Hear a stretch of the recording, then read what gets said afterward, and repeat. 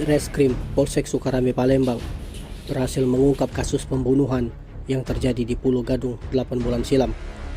Terungkapnya kasus berdarah itu setelah petugas berhasil meringkus pelaku pembunuhan bernama Anton Sujarwo, warga Perumnas Talang Kelapa, Kecamatan Alang-Alang Lebar, Palembang. Anton Sujarwo menjadi buronan Satreskrim Polsek Sukarame Palembang setelah melakukan pembunuhan di kawasan Pulau Gadung, Kecamatan Alang-Alang Lebar pada Maret 2022 lalu. Tersangka Anton Sujarwo diringkus setelah kabur hampir selama 9 bulan. Anton diketahui kabur ke Medan. Tersangka bersembunyi di tempat keluarga sambil bekerja serabutan. Sebenarnya kata tersangka yang terlibat ribut mulut antara temannya yang bernama Adit. Anton berusaha melerai temannya yang ribut awalnya di Cafe Morris dan dikejar sampai ke simpang lampu merah Soekarno-Hatta. Lalu menurut tersangka, setelah korban balik lagi ke arah Pulau Gadung, ternyata bertemu dengan pelaku Abdul, Sansi dan Adit.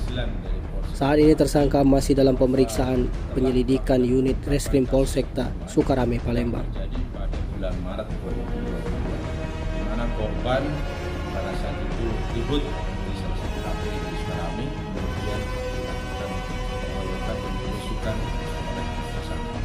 Dan selama 9 bulan, alhamdulillah dari Satreskrim Polsek Sukarame berhasil mengungkap pelaku tersebut. Pelaku berinisial AS. Barang bukti yang kita sudah sita adalah salah satu surat pisau, ada pakaian dan juga ada sepeda motor.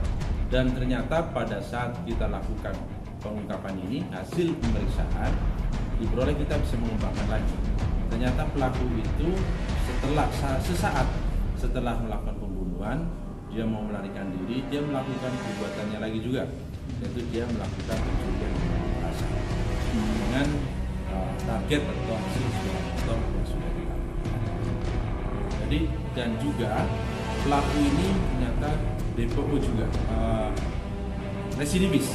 Jadi pelaku ini adalah residivis yang dimana setahun sebelumnya itu sudah pernah di penjara dan selesai dalam kasus pencurian dengan penjuras. Ancaman hukuman kita temukan saat pengembangan daripada kasus yang pertama. Betul. jadi untuk pasal bang ancaman Untuk pasal 338 untuk ancaman hukuman pasal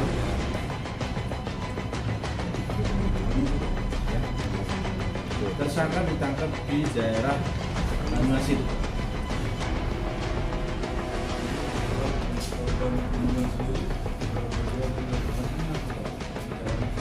Kalau untuk pekerjaannya karyawan buruh harian lepas. Izin Bapak, selama jadi DPO tersangka ini kabulnya Ke Medan. sembunyi di situ. Ya. Pulangnya Pak di mana?